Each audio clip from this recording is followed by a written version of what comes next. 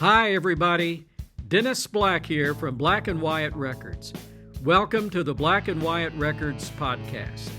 Join us today as artist and filmmaker Mike McCarthy interviews Memphis record and memorabilia collector extraordinaire Frank Bruno, including his role in bringing the historic 1956 Heathens recording to release on Black and Wyatt Records. Now, here's Mike McCarthy. Frank Bruno, the guest today on the Black and Wyatt podcast. We're just improving leaps and bounds with the technology. We were going to try this on a cylinder recording for a 78, but we decided to spend the extra cash, and here we are tonight. That's right, Dennis's basement. March 6, 2024. Is this Dennis's basement? I don't know. Is it a basement? Yeah, sure, absolutely. Okay, Dennis is over there. Dennis Black from Black and Wyatt Records. Frank, I wanted to have you on the air basically because you were the only one available this week. But no, seriously, you are the guy to talk to because I think you have some secrets, if I can pry them out of you. But first, tell us about yourself. Who are you? How long have you been in Memphis? I know this makes you uncomfortable. That's why you're here.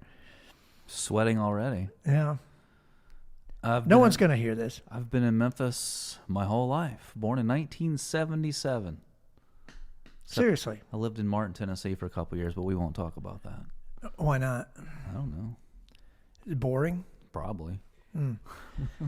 What? Okay, so how old were you when you moved here? Well, I moved to Martin in 1995, and I moved back to Memphis in 1997. Huh, okay. So what makes Frank Bruno tick? Not much.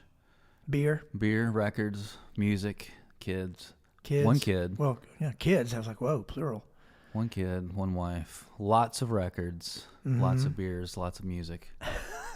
Sing you makes me tick. TikTok. Well, let's break all that down. What is it about records you like? In other words, you're a collector. You're a connoisseur. What would you call yourself? I guess a collector. The Memphis thing, my family has Memphis history, and I feel like, I'm not really a part of history, but I collect all these records that most of my records aren't famous people. It's just normal people like me, put out a record. They probably paid to have their record put out, not somebody pay them. So I guess it's just maybe me not being a part of something. I have all this stuff that makes me feel like a part of, have all this Memphis records and stuff. But you are in bands. Yeah, now. Yeah. It took a while. First band at 45 years old. Okay, and who is that band? What is that band? That band is called Yesterday's Trash. Mm. And we play songs by a very little-known band from the 80s. At least when I started listening to them, nobody knew who they were. Now everybody does, it seems like. The Replacements. Oh, that's Westerberg calling right now. Quit talking about me. He wants his money.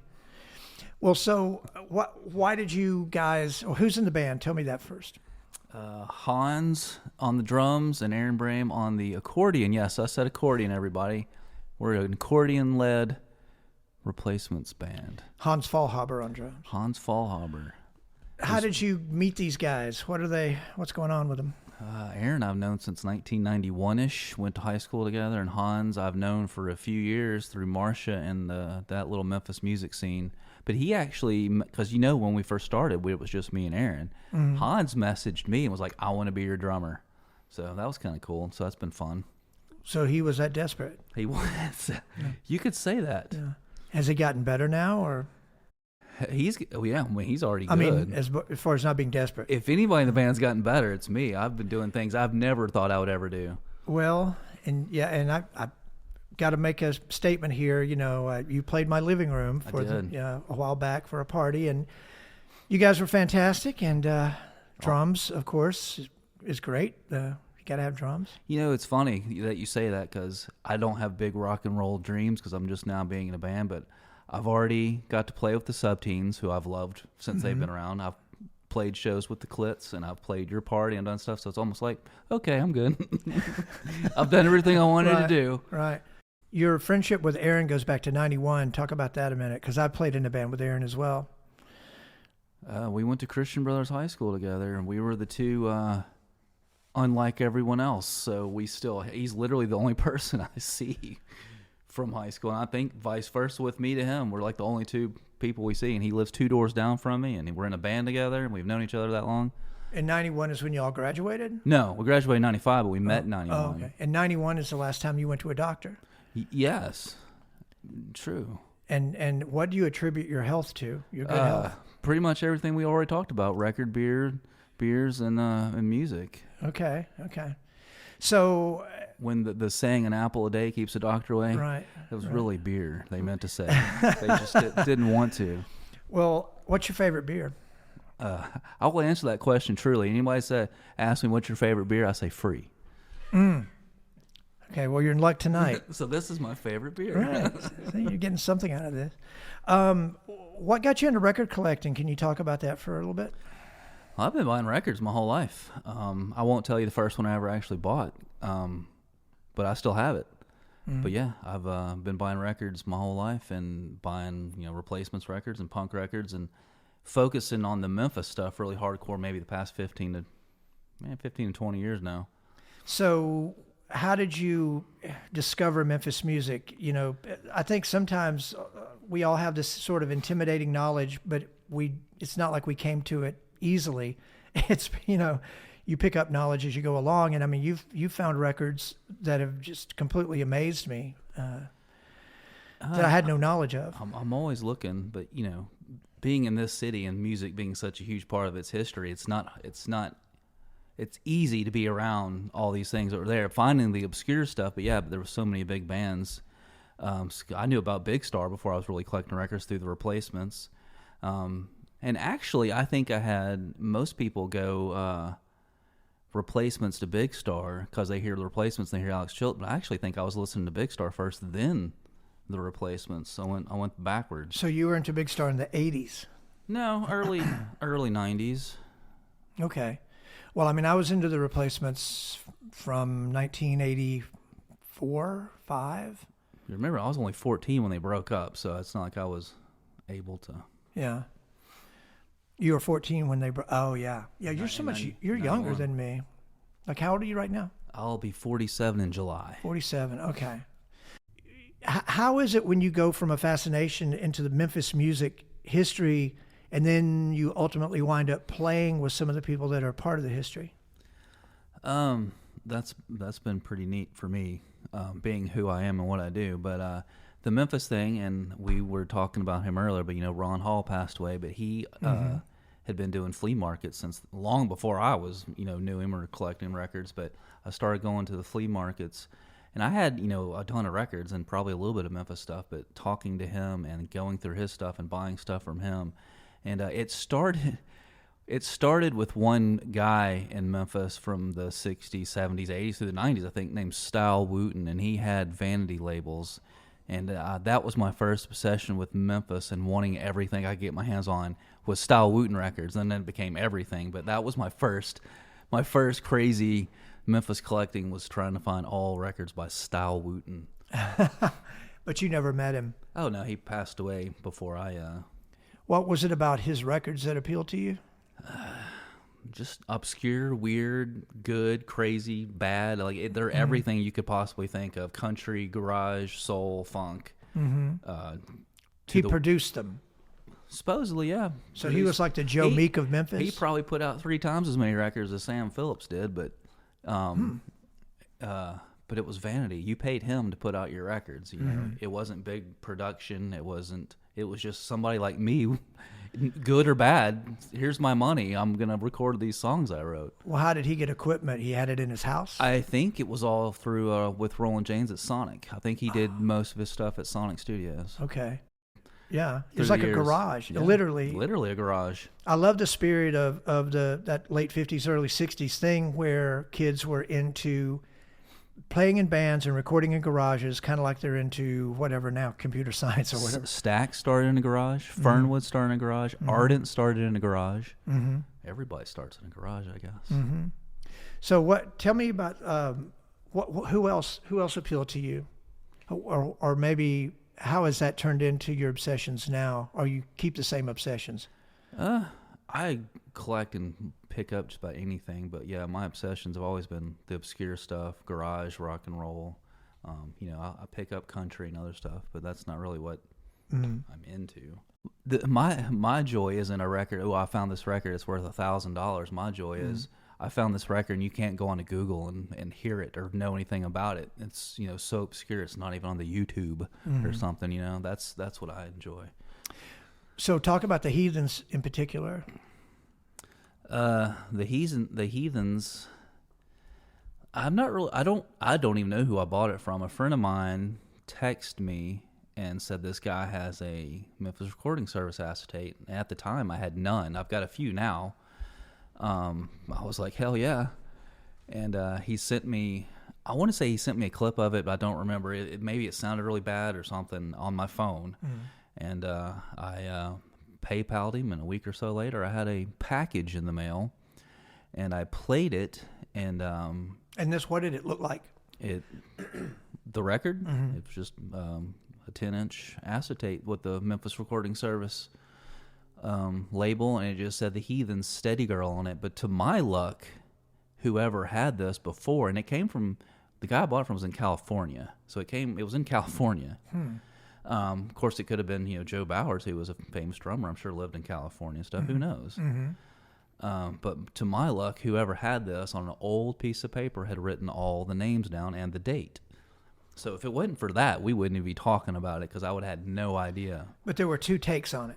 2 takes, yeah. But there was nothing on the back side of the record. It was all top side. No, one side, 1 take per side. Okay. I couldn't remember. And it played at 78 RPM. And from 50, was it 56? Yeah, December 56 it was recorded. December 4th? Yeah. The day after the million... 8th, December 8th, 56. It was recorded the day after the $1 Million Quartet session. Yeah, a couple days after that.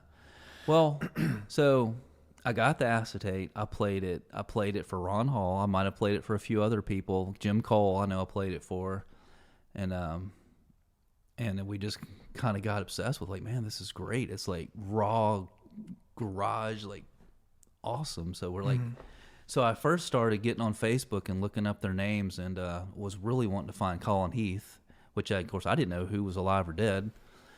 And God, months and months went by, and a few people would tell me, his daughter or something. So I finally found one of his daughters on Facebook, and I messaged her. And I guess once she finally, because if you're not friends on Facebook, you don't really know you have messages maybe, so it might have just sat there for a while. I don't know, but I was in San Diego, California on vacation, and she must have seen it, and I swear my phone blew up. As soon as she saw that, she was like, oh my God, call me now. And I'm like, well, I'm not at home. I don't have it, but I talked to her. And so she, of course, told me Colin had passed away, but her mom was still alive. And I found the guitar player on there played on Bill Justice's raunchy Midnight Man, the flip side. And I found him, who's now passed away. You remember these names, the names of the folks? I should. I don't know why it's slipping my mind right now. Well, we can grab the record. In fact, we can cut to the record right now and play a little bit of it and come back and talk about it some more.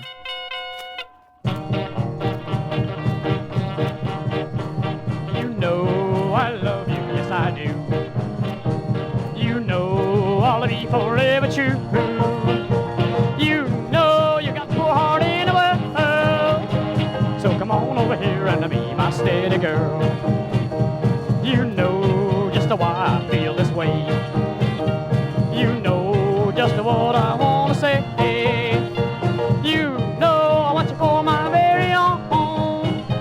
So come on over here and be my only one. Well, when we met I didn't know. Now I know I love you so. Please, please, let me hold you in my arms. And let me thrill you many charms. Now promise, promise to be true. You know I'll be forever loving you. I love you more than all the world. So come on over here and be my steady girl. Roll it, Rod, roll it.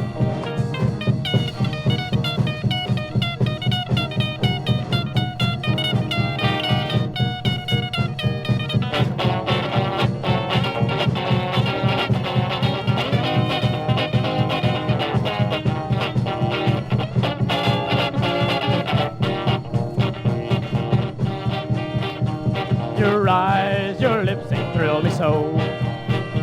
Oh, please don't ever let me go. My love is waiting just for you. So come on over here and show you love me too. Well, when we met I didn't know. Now I know I love you so. You know I love you more than all the world. So come on over here and be my steady girl.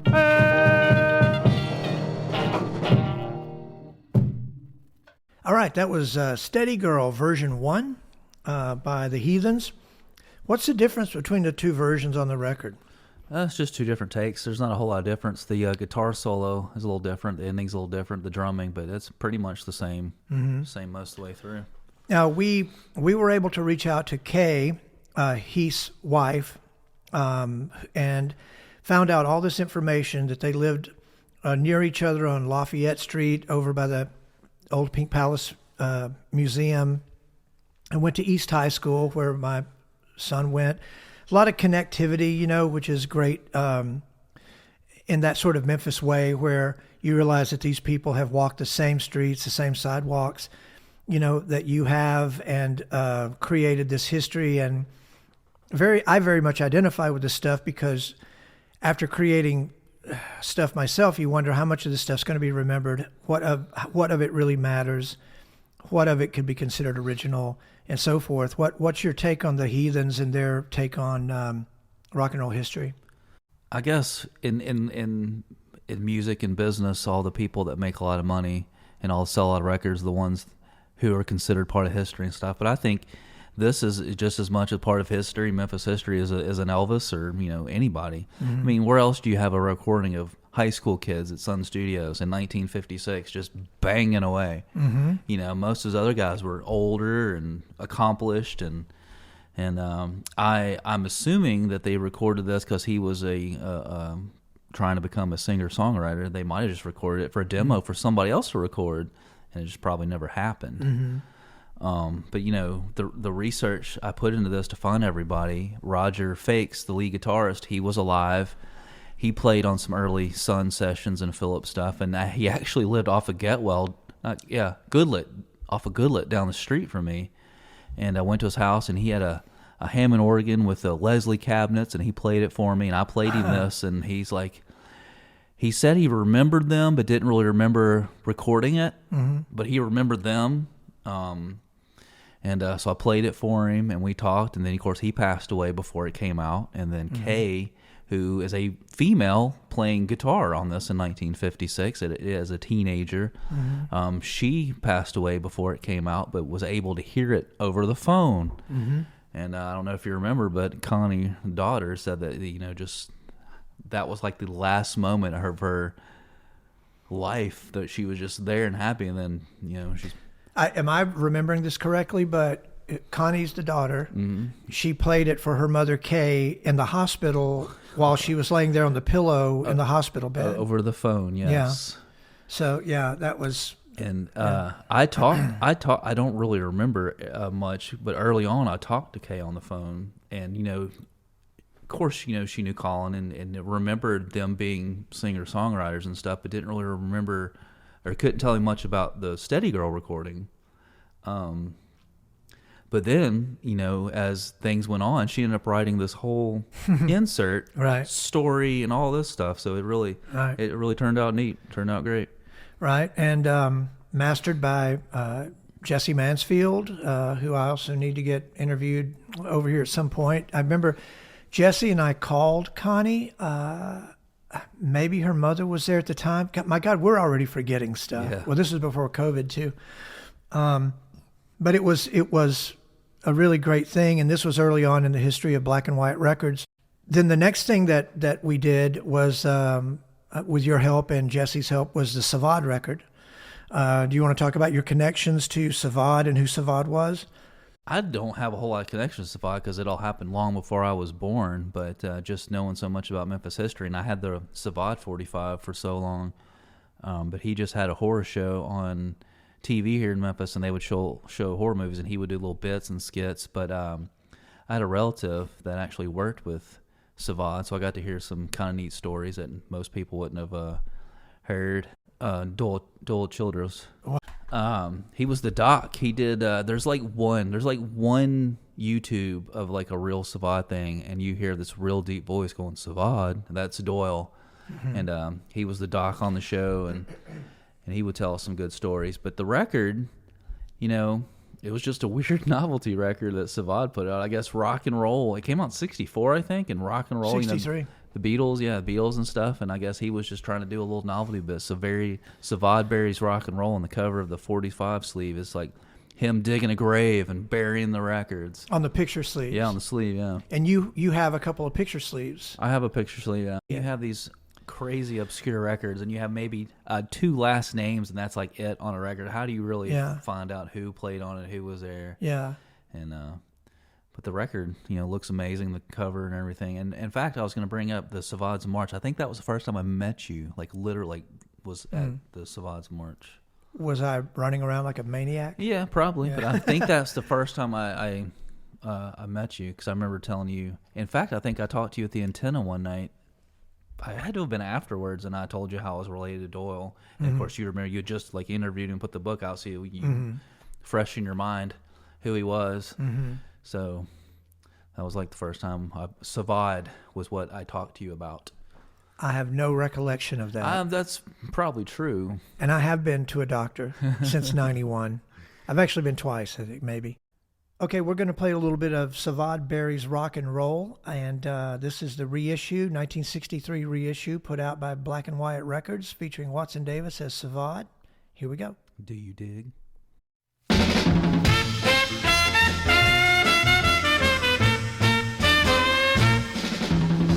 Good evening. I am Savad, your monster of cereals. I'm glad you could come. Welcome to our hootenanny. Do you dig? Grab a shovel and fall right in. Hey, what y'all gonna do? Long, too long I've had to listen. The beat has had its day. We've come to bury rock and roll and leave it here to stay. Gee, can I help? Dig me a deep, dark hole in the ground. Keep right on digging, cat. Believe it or not, man, this is the plot. Man, it's gotta be deeper than that. Look, Pa, I'm digging. I suppose that grave is deep enough. Throw in those records in. This is the end, man. Start a new trend, man. Rock and roll is dead. What did y'all do with my Mozart album? Dig me a deep, dark hole in the ground. Keep right on digging, cat. Believe it or not, man, this is the plot, man. It's gotta be deeper than that.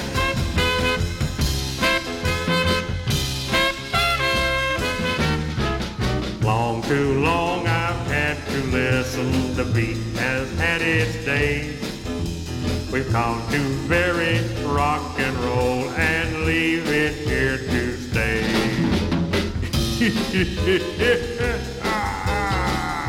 That I do mean stay.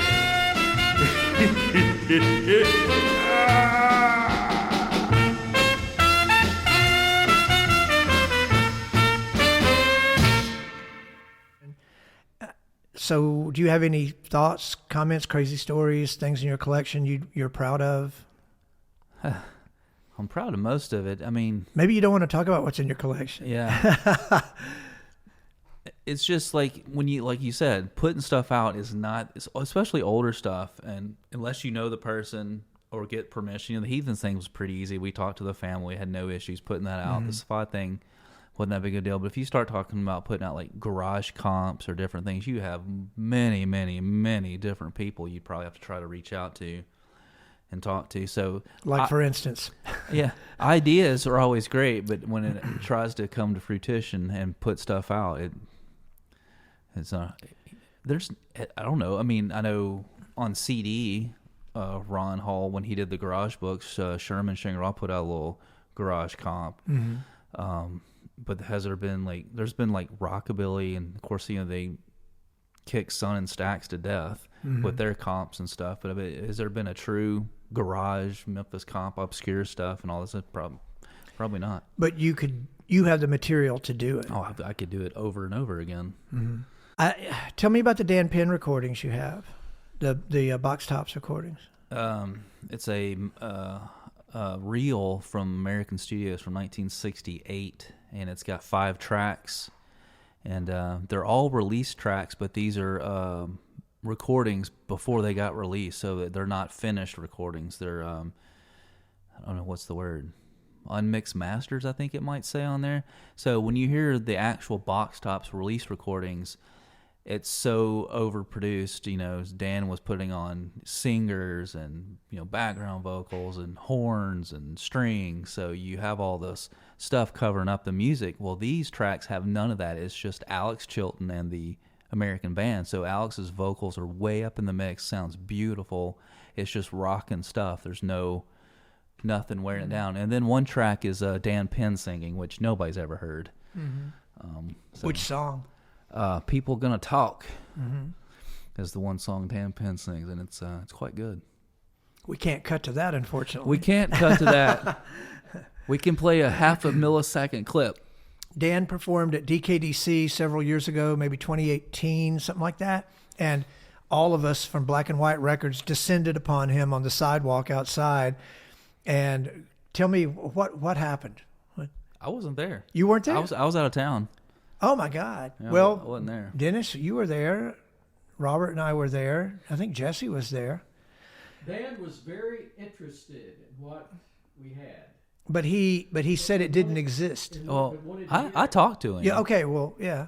I got his phone number through somebody, and just because I wasn't thinking, oh, I'm going to put this out, or I don't know what I was thinking, but somebody gave me Dan Penn's phone number, and I dialed it, and he literally picked up the phone.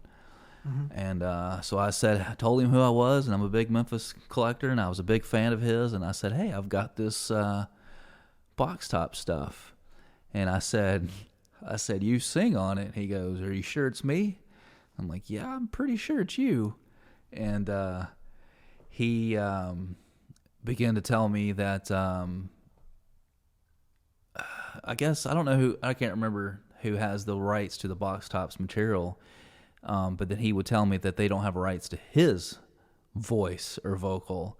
It's like, yeah, you could put out the Box Top stuff or whatever, but you don't have the rights to my vocal. And I wasn't trying to act like I was, I'm sure most people think, they're just trying to make money off of me and stuff, which is totally not the case. But in other words, it's going to come out eventually. It's going to be.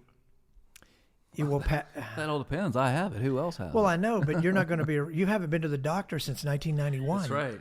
So it's obviously going to pass into someone else. Unfortunately, you know where I live, don't you? Well, no, I'm saying your wife is going to have one hell of a yard sale one day, Frank. Jeez. If she even has that, she might just put it on the curb. Well, she's probably planning it right. Anytime you're out of the house, she's probably planning it. Might be out there when I get home. Her and Dan Penn are out there going through some boxes. She couldn't pick Dan Penn out of a lineup. He's the one going through that. Well, let me ask you this. If you knew you only had a week to live, would you call Dan Penn up and say, hey, Dan, of course, if you've only got a week to live, what does that say about Dan Penn? But would you have him come over, or would you just mail him the record? Maybe I should start wearing overalls. Maybe you should. It's helped him. I mean, would you give the record to the University of Memphis? Would you give it to Dan Penn's family? What happens to something like that? If legally it can't be heard. That crosses my mind a lot. What to tell her, what to do with this stuff if I were to demise your wife Ashley, decease early on, because none of it's insured right now, so I'd be screwed if anything ever happened to. Does my name come up in the conversation? I have not put you in a will yet. No. There are a few names I would probably tell her to reach out to. The thing that scares me and all people that have stuff is the first people that hit you up are the ones that just wanted to resell and get rid of and make money off of. I want my stuff to stay together because as much time and effort as I put into putting this Memphis collection together, I wouldn't want to see it sold off and break it up again. Either donate it to somebody or sell it as a whole lot. Don't compromise the integrity of the collection. Yeah. But the Dan Penn thing, I don't know. I guess we'll give it I don't know. Well, I mean, the first, not to be too morbid here, but it's eventually going to happen. But what about the Memphis Listening Lab? Like donated all of them? Yeah. I mean, if they're still around when I, if I make it a few more years, they're still around. You may outlive. I don't know. Right. I guess it depends on what your options are. Well, and your kid's got to go to college, right? That's true. She doesn't care much about the records, and I always tell her this is all going to be yours one day. Oh, Lord. So, yeah. Right. Let's see. I wish we could cut right now to that song, but of course we can't. So I was on Box Records with Zach a while back, and I have the very first Dan Penn record, and I played it on his show. And Robert Gordon's show is before Zach's show, and I showed it to him. And he didn't want to leave until I played that Robert Gordon record, so I had to play it first. No, the Dan Penn record, so Robert Gordon could leave. So that was cool. And what's that called? It's on a Florence label called Earth. I can't remember the name of the track. I'll have to look it up. But it's kind of a you can tell it's Dan, but he's young. It's more of a rockabilly-ish. I don't want to say doo-woppy, but kind of that kind of sound. It came from like '59, I think. So yeah. Okay, I've got a special request from Dennis Black. I mean, he's a collector, and I think a lot of collectors out there want to know, how many records do you have? That's a record collecting. When some people come to me and they're like, I've got a bunch of records. I'm trying to sell. I've got a bunch of records, and they've got like 20. I'm like, that's not a bunch of records. I've got more than that under my couch. I mean, I don't know how many I have. If you compile 45 78s LPs and everything together, I'm sure it's well into the thousands and thousands. But I don't know a pinpoint number. So you don't keep them all in one room. They're mostly in one room, and that room is exploding into other rooms. But yeah, I've never really sold any records. A handful here and there, and I mostly trade or if I have duplicates. But I don't. If I buy a record for $1 and it's worth $1,000, I usually keep it. I don't sell them to the wife's thing. Do you go out every weekend looking for local estate sales and things? No, I don't hardly go to estate sales. I do sometimes. There was I can't remember who it was. He had something to do with Stax. Oh, God, well, I can't remember his name, but there was an estate sale at his house, and I did go to that, and I got a cool little like 1972 Stax little promo book, and I got some other stuff, but I did get a Sam Phillips acetate there of Bob Simon, who was in Randy and the Radiants with Randy Haspel, and I've talked to Randy about it. And I'd like to play that for him, see if he says Bob Simon's still alive, but I think he's in California. So I think he told him I had this, so I'm not sure if anything's ever been done with it or not. So when you go to conventions, are these things promoted? I mean, are you in a special network of people that can seek things out or know where to go to buy things? Yeah, you do this long enough and you make friends, and I've got some good friends that aren't collectors, so when they find stuff, if I'm lucky, I'm their first phone call. Hey, I found this. Do you want it? Do you want to buy it? Or, I go to places around town, anywhere I can find on the internet, places around town, record stores. So you do go to record stores? Yeah, I try. Not as much as I should or do, because I always seem to spend too much money in there when I go. So it just seems like the kind of stuff that you find can't be found at estate sales, can't really be found at record stores. It's this other network that's kind of fascinating. Yeah, I guess if you look hard enough and know where to look, things just sometimes come out of the woodwork. I mean, you think when these recordings are 50, 60, 70 years old, you think everything would have been found, but there's still people with closets full of stuff that's probably never been heard and unreleased. And what are you looking for that you haven't found?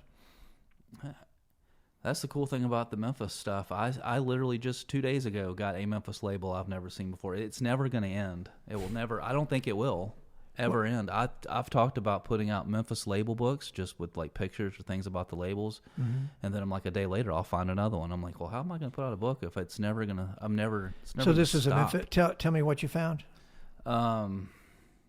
I don't even remember the label. I just got. I mean, the funny thing is, you find these labels and you get excited because you've never seen the label, but the music's always bad. Oh, You know, it's cool to find a neat Memphis label you don't know, but it's never. how that can much it be fun. bad if it's a Memphis label? Yeah, it's usually nothing too great. You mean bad in a bad way or bad? I just like. Just bad. Sorry for all you bad country folks, but it was some bad country. Okay. At this point, I'd almost take bad country Yeah. over anything else. You know, people. I think when I did an interview with John Bifus for the paper 5-6 years ago now, whenever it was, he's like, "What do you collect genre?" And I was like, "I don't collect I don't collect garage. I don't collect rock and roll. I don't collect soul. I collect Memphis. I don't care. I've got polka records. I've got square dance records. I've got duck calls. If it's Memphis, I've probably got something that it's related to." Collecting Memphis, do you think there are other people out there that, of course, Memphis is so special and specific to this. I'm surprised there aren't other Frank Brunos in Memphis, but There probably are. But in other cities, like there's nobody out there going, I collect Cincinnati or, Well, that's true. Maybe Detroit might be Maybe. one. Detroit, Chicago, some of that Northern Soul, Detroit. But yeah, that's probably you could probably name like 3 cities you'd really care about collecting. well, that had a propensity of record labels. Yeah. So Jim Cole once told me that there were more record labels in Memphis than anywhere else in the world. And I said, well, how many? And of course, he was telling me this 25 years ago. And of course, Black and White, other labels get added into the mix. So maybe there's 200 and over 250 record labels, or is that a crazy number? You think it's that many? Like through the history of Memphis, just different labels? Yes. Oh, there's way more than that. Way more than 250 record labels. Gotta be. Okay. So what would your number be? I mean, there's probably 100 that just put out one. Just one record. One label. They're like, you'll never find another one on that label. And then there's some that might have put out 2, 3, and then there's some that put out hundreds. So in your book of record labels, you would chronologically place it in that order. Here's the labels that put out one. Yeah, do it that way or yearly or. Mm-hmm. Me and Eric Plumley did a wrestling record night at Central Station a month or so ago. That was fun. And Sputnik Monroe was probably the first. He put out a record in the 50s. Fargo had records. Jimmy Valiant had records. Jimmy Hart had records as a wrestler, but put out records pre-wrestling as a member of the Gentrys. Mm-hmm. And, of course, the guy that nobody's ever heard of, Jerry Lawler, put out a bunch of records. So it wasn't just one person doing it in Memphis. Like, Lawler put out a bunch of records, but he wasn't the first. He, he was in with the Dickinson crowd. That's who did his first records. Chilton was on those too. Jim Dickinson. I don't think Chilton was on them. You don't think he was a session player? He was in the crowd and the crew of people there. I thought Chilton played guitar on a couple of records. The stuff that Jim Blake did, it's possible because according to Jim Blake himself, from talking to him, of course, he's now passed away too. He has all kinds of had unreleased tracks of Lawler and Chilton and the Clits, and I think from my background, it's interesting that Blake had a comic book store right there on Poplar off Mendenhall. Yellow Submarine had to be another Beatle reference, right? But the idea that you would have someone into comic books who was also going to be very important and vital in making or recording music. So I love it when it's a combination of those kind of pop culture, American pop culture, that kind of agenda. Yeah, there's a lot of that in Memphis. It doesn't just tie to one thing. Jerry Lawler, he started before he was wrestling. He was a underground Memphis artist and doing stuff for Jim Blake's Underground, Atlantis, and those papers. I think he painted the Yellow Submarine logo for the store, and he started wrestling because of his ties with Jackie Fargo and Eddie Bond. He was doing a radio show for Eddie Bond, who was with Jackie Fargo, and that's how he started wrestling. It's all through music and art. I think Jim Blake did it as a I don't know what the word is, like a business thing, because he told me it was the best thing he ever did because he put out a wrestling record and they would sell it at the wrestling shows and people would break them. He loved it because they had to pay for the record and then they would break it. Right. And then have to buy another one. Right. Well, I think what we're speaking to largely is regionalism, and that's probably what interests you. I that's another thing I've talked to somebody about. This was before Black and White, talked about a Memphis wrestling comp, and they're like, it would only sell in Memphis. I'm like, so? There have been many conversations about pulling things from your archives to release as Black and White records, but then there's always been some legal concerns or worries that maybe we can't find out who owns the rights, or in the case of like Dan Penn, it's like he just refuses to believe that they didn't even exist, even though you know that you have it. But in the case of the wrestling records, what stops the wrestling record from being a real thing? I think that would be probably an easy thing to put out because there's so much imagery you could use. There's some great records. It would just be, I guess, finding out who owns the rights and just saying, okay. And the thing about putting stuff out that we would put out, or some people, we're not making a lot of money off this, so I don't know why that would scare people, because most people, it's all about, they're just trying to make, money off of this. Well, I think that's the common perception now. Well, maybe it's always been the perception. Why would you do anything if you couldn't make money? I guess is always, most normal people look at it that way. Yeah, well, you might make money, but you're not going to make... You might break even. You're not gonna make, you'd be lucky you break even and then make some money. So in your dream wrestling comp that Black and White might put out, 10 songs, off the top of your head, can you tell me what those would be? And when I say wrestling record, I don't mean like the Barbarian stuff. You mean stuff that maybe Jackie Fargo did that wasn't... Yeah, you'd have to hit on a little bit of everything. I mean, Jerry Lawler put out full-length record LPs, and he's had those reissued recently. Oh, really? Uh-huh. On what label? I have no idea. Is it I don't have American labels? I don't know. I don't have them. Okay. But both of his LPs have been reissued, but his 45s have not. And those are the LPs are cool, but the 45s are definitely better than the stuff I on ran LPs. into Dave Brown at Top's Barbecue on Poplar. Dave Brown and Jerry Lawler were eating. And I'm like, wow, and then I sat directly across from him and chatted with him. I didn't want to bug them too much while they were eating their food, but, only in Memphis. And I guess I'm pitching this on air, but a Black and White comp for wrestling records wouldn't have to include Jerry Lawler at all. Maybe that's too much. I guess I'm thinking about things that are more obscure, where maybe the wrestlers did rockabilly songs. They're not about wrestling per se. Most of the songs, when you say you're doing a wrestling night, that's what people think. Oh, you're going to be playing songs about wrestling? Right. Like, no, there's no songs about wrestling. It's just wrestlers singing songs. I mean, some of them have some wrestling ties to Wrestlers who sing. But yeah, you would have to put some Lawler on there. His Barbarian 45s are great. You wouldn't have to do them all, but Jimmy Valiant put out some amazing records. Mm-hmm. Jimmy Hart. I had one of those. The Sputnik, the Fargo. Plowboy Frazier put out a Barbarian 45. And he was this massive guy, and you hear this song, and his voice is so light and soft, and you're like, and you see him, you're like, this can't be the same guy. No, you made me a Barbarians record comp on a CD, and I've always appreciated that, because I would have never heard those records in such a handy, easy way if you hadn't have compiled them. I don't remember doing that, but cool. So yeah.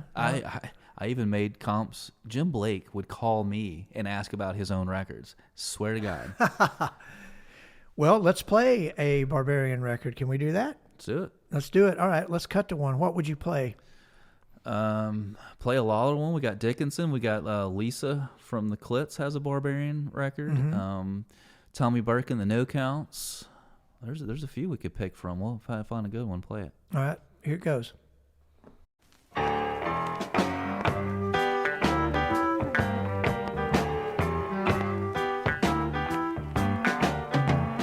Bad news travels like wildfire. Good news travels slow. They all call me old wildfire, 'cause everybody knows that I'm bad news. Bad news. Everywhere I go, always getting into trouble. Leaving little girls that hate to see me go.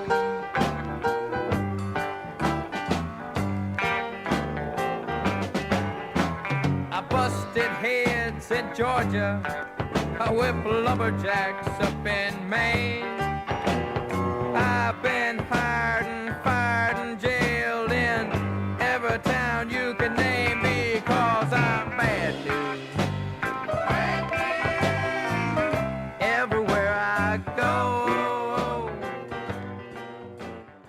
And that was a song by Jerry Lawler called Bad News on the Barbarian record label. And you were asking me earlier about, the band that I have now and my ties, my love of Memphis music. And Jim Blake recorded the Clits. I've played shows with the Clits. One of the husbands of the Clits is my drummer. Mm-hmm. And so I love how all this stuff, comes back, get to hang out with these people and stuff. And, I've known about you all this time, and now I'm playing shows with y'all. So you've transcended the fanboyism. That's right.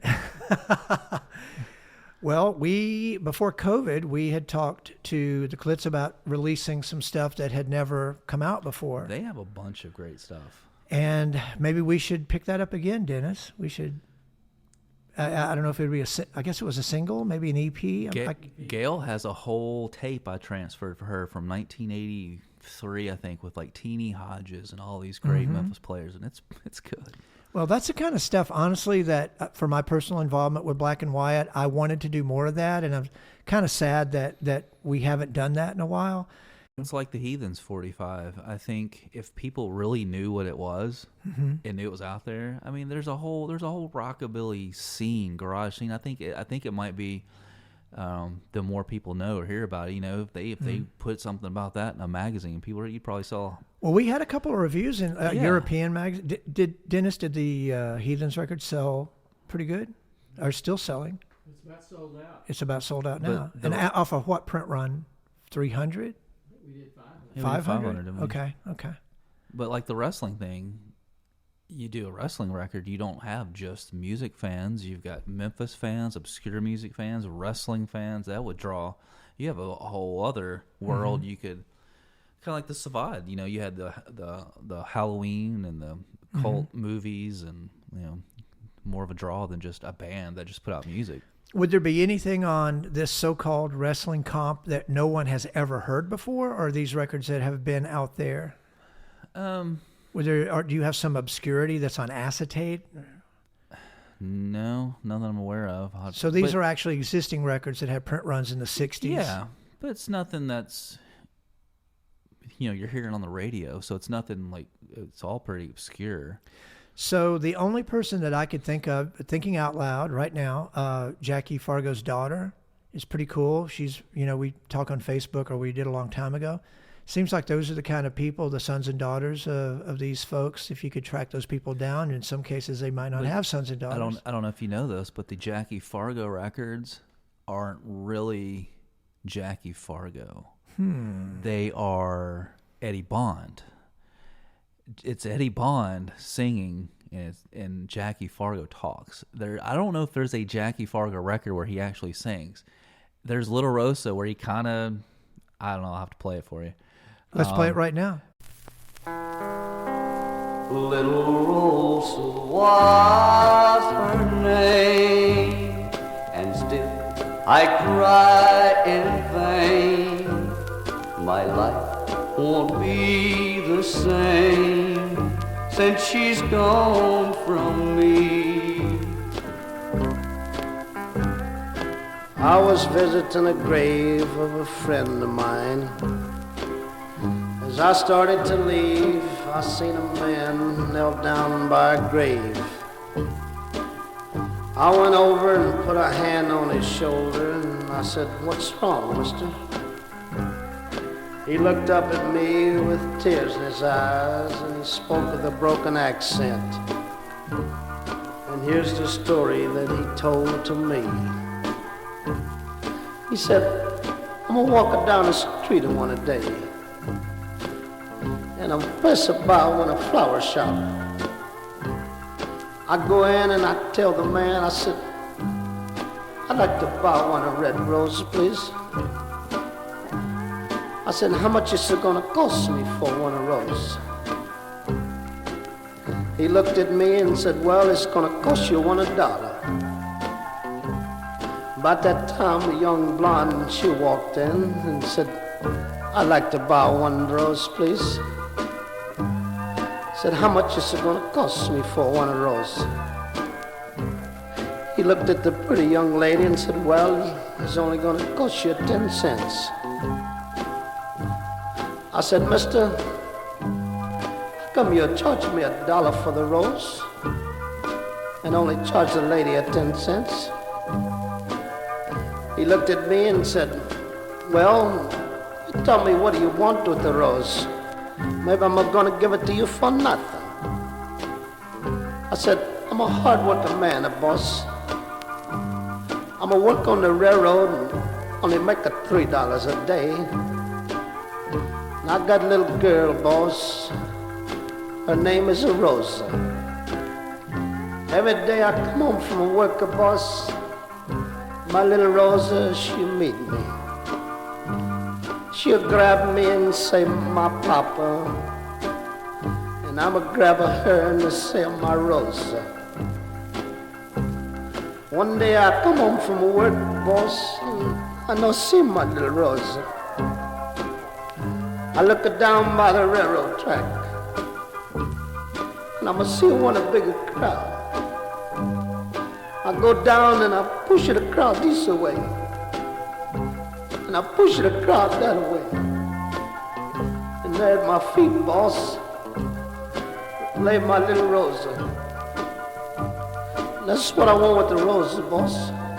I'm gonna want to put on the little Rosa's grave. Man, he don't say nothing. He'll pick me the biggest and the reddest rose you ever saw. I said, thank you, mister. Thank you very much. And though she's gone, you see, she's all the world to me, and mine she'll always be, that little girl of mine.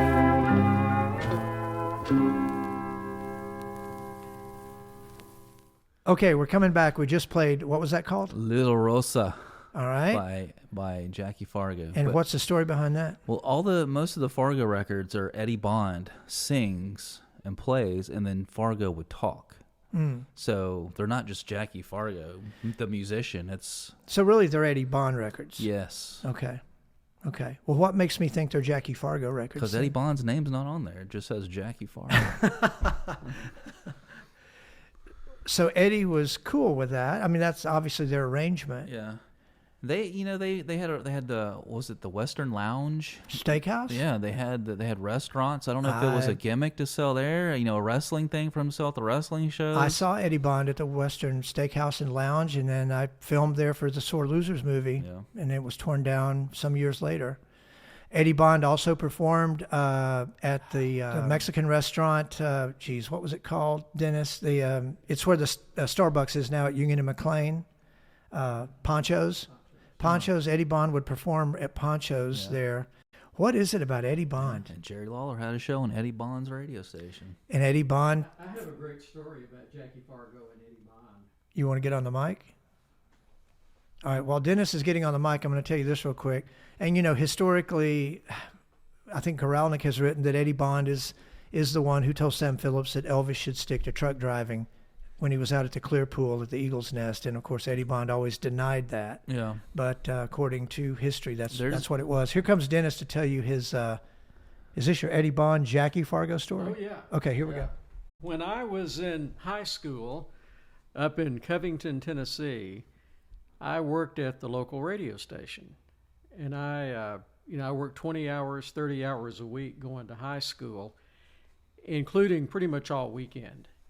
And so I remember on Saturday nights, Jackie Fargo and Eddie Bond bought some radio time, and they would drive up to Covington and had a midnight radio show. And they'd bring records up there, and Eddie would sort of DJ and play records. And he, of course, played most of his own, but I think he had some Jackie Fargo records too. And he would drive up there in a big black Cadillac, and the station was on the second floor of the local drugstore building. And you had to go up some steep steps to get up to the radio station. So there were a few times Eddie would come up and he didn't have Jackie. I said, "Where's Jackie?" He says, "Well, he's down in the Cadillac because he just couldn't make it up the steps." And you know, and they were really funny, and I was just this little high school kid. And so, you know, sometimes Eddie would have a little bottle with him, and, you know, he'd say, "Hey, son, you want to snort?"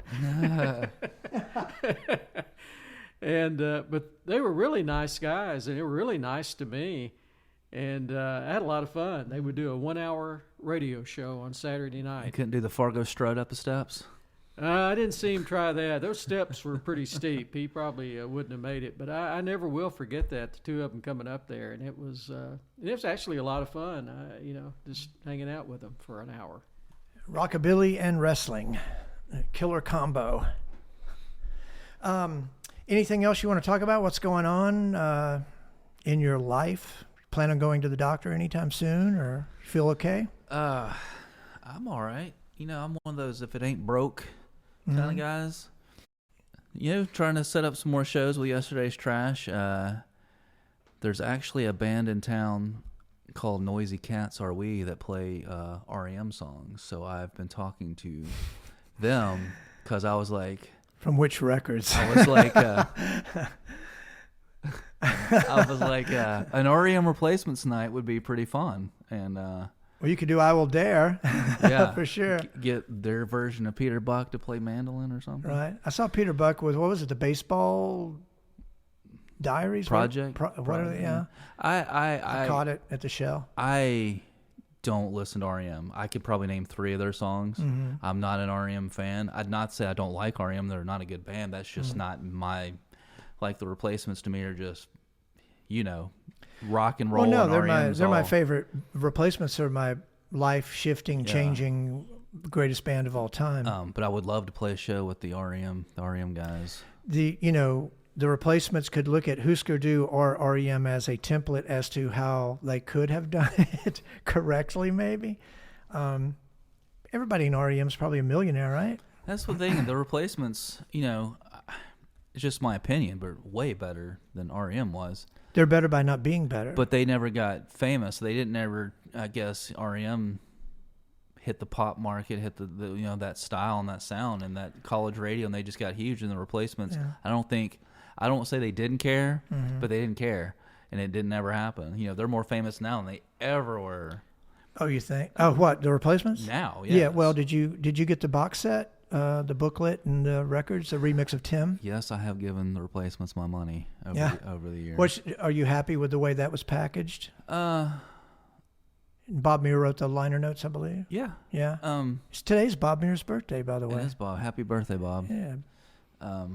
I like the stuff they put out. I've heard most of this stuff because I have so many. I've been buying I have Replacements VHS tapes I bought so many years ago, like live show bootlegs, including Antenna.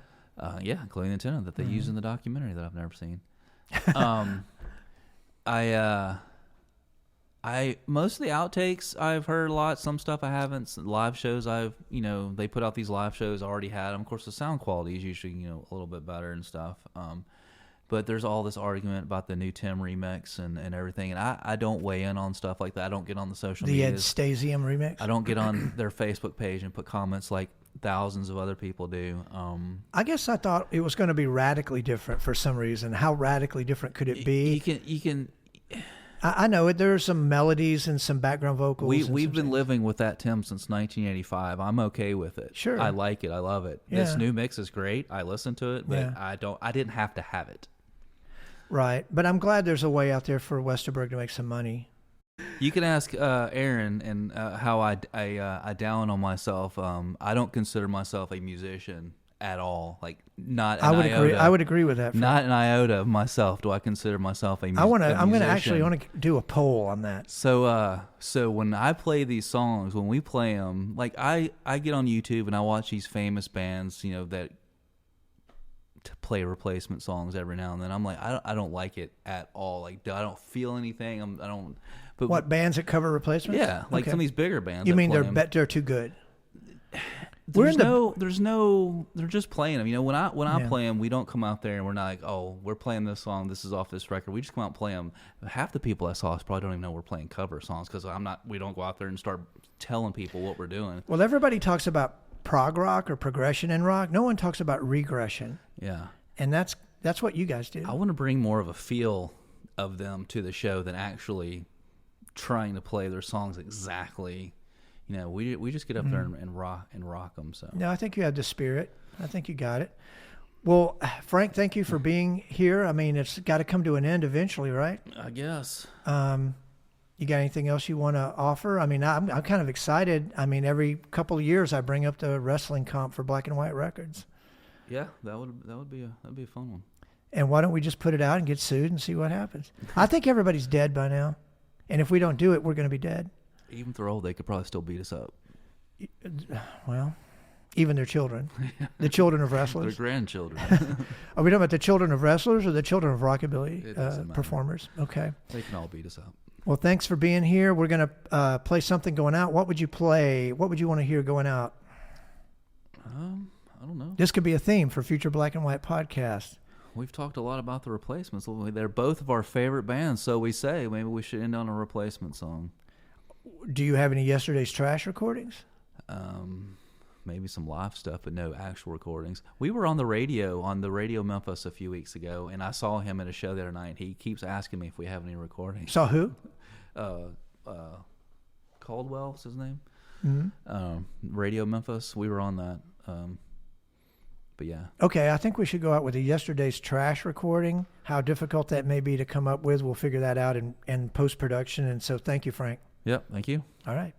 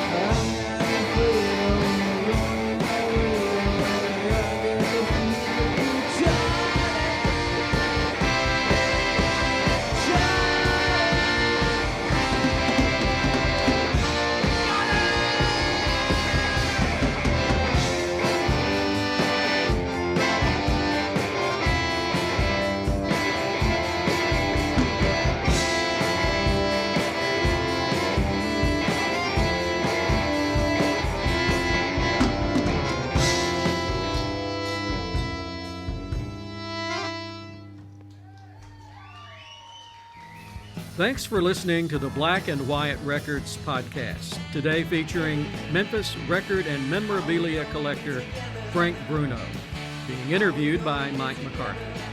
Watch for the upcoming Frank Bruno mini documentary by Mike McCarthy on the Black and White Records YouTube channel. Join us next time for the Black and White Records podcast.